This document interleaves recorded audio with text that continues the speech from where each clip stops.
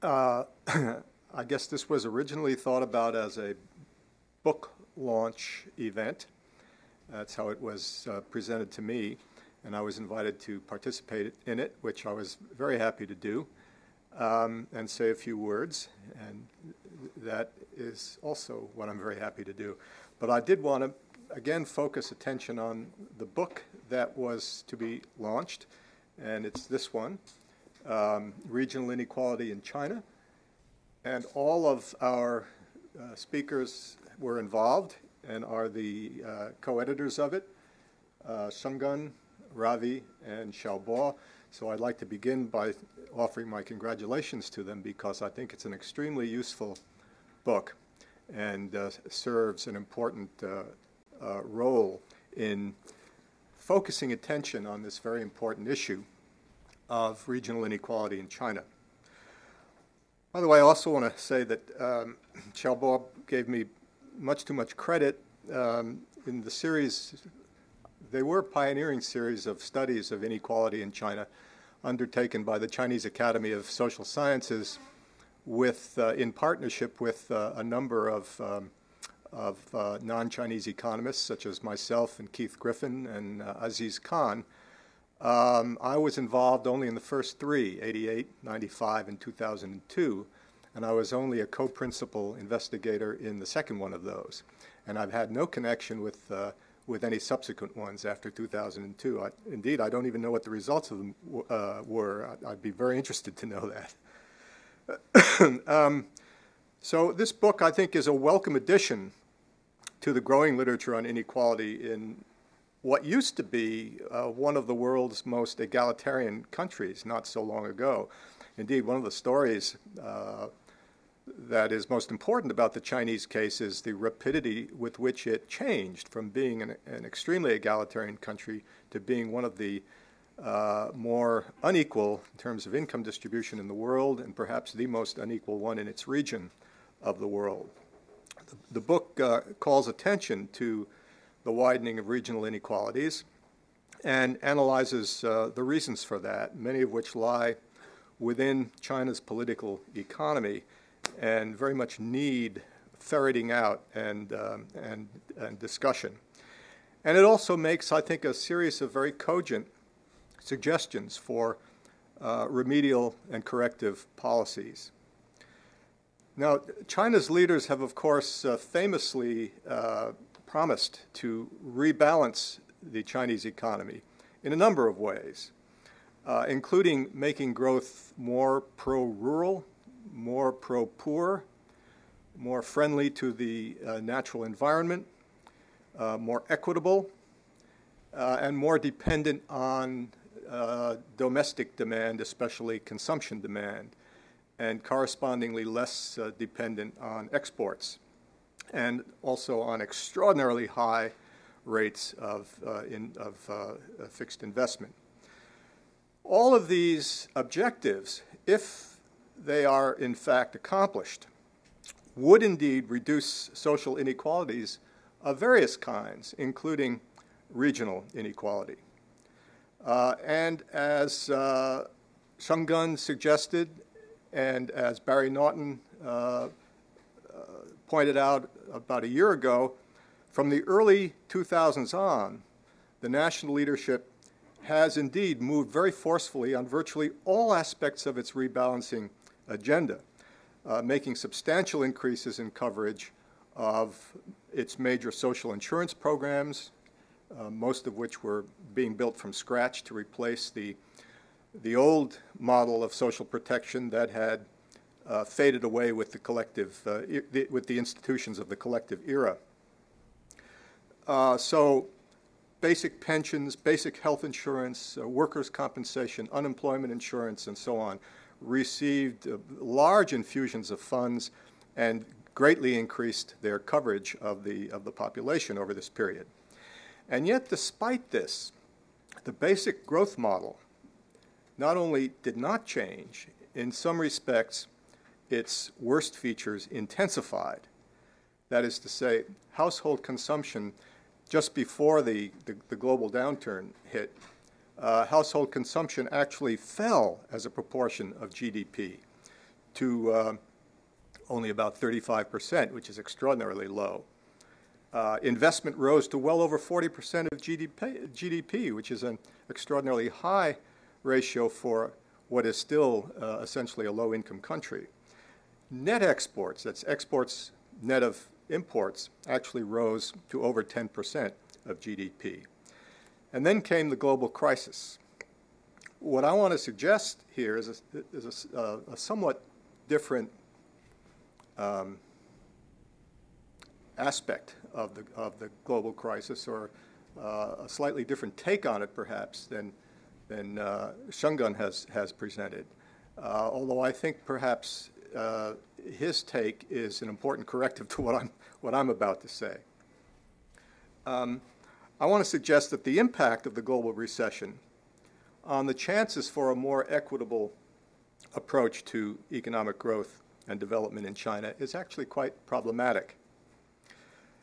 First, as a general matter, redistributive programs and initiatives are just intrinsically much easier to carry out when they can be done marginally out of a very large growth premium of the sort that existed in China up until the beginning of the downturn. Because in that way, one can carry them out without having absolute losers. So the progressive moves of the early 2000s, the expansion of these social insurance programs, the funding of 9-year education, and so on and so forth, all of this came at a time of extraordinarily fast growth, well over 10%. Indeed, in 2007, China's growth rate touched 14%, second quarter. And yet, total expenditures on health, education, social security, and unemployment by all levels of the government, local, provincial government, as well as the central government, as a share of GDP, hardly grew at all, grew by about half of 1% between 2002 and 2007. So that even when economic growth was unprecedentedly fast, the increase in government commitment to social insurance programs hardly exceeded GDP growth.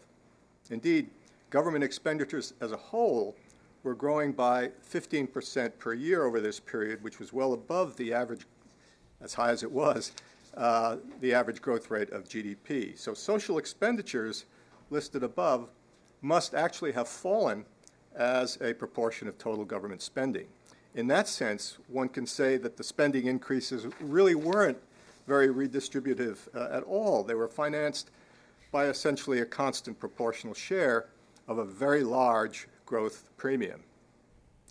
When economic slowdown shrinks that growth premium, then any continuing expansion of social spending becomes much more like a zero-sum game, coming at the expense of other kinds of spending and inevitably engendering various kinds of resistance.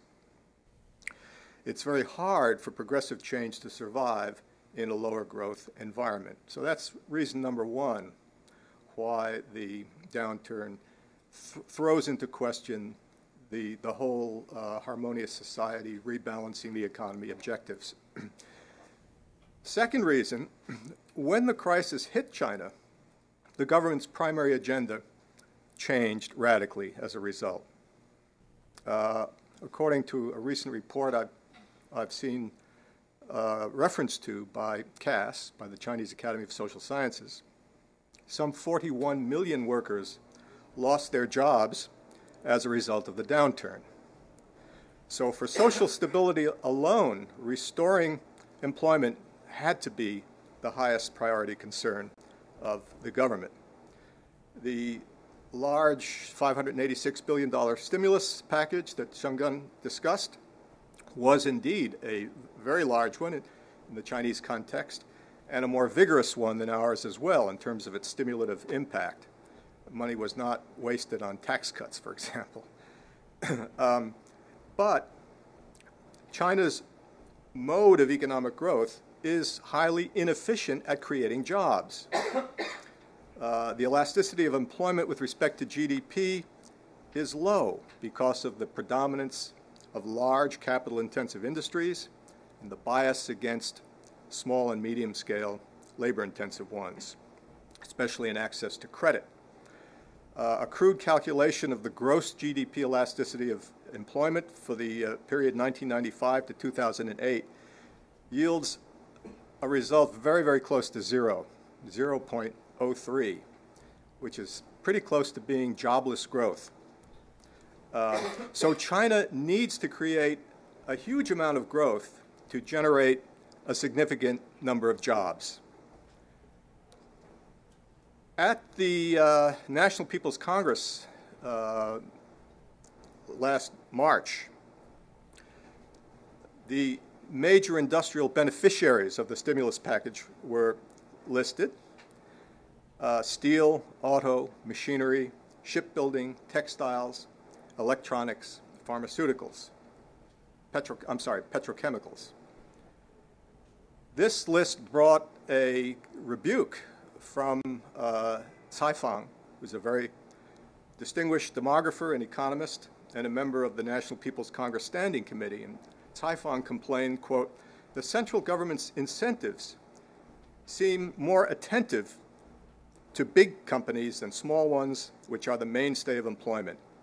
Cai Fang warned against the danger of a jobless recovery. Another National People's Congress member complained that local governments were focusing only on GDP and not on employment.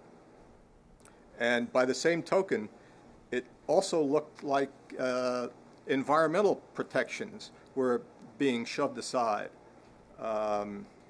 in order to get stimulus projects out the door quickly and underway.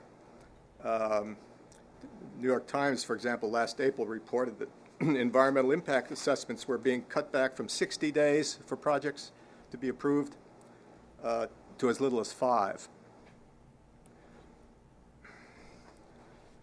The point is, with a system that is resistant to job creation, it takes very high investment rates, the antithesis of rebalancing, to have an impact on employment.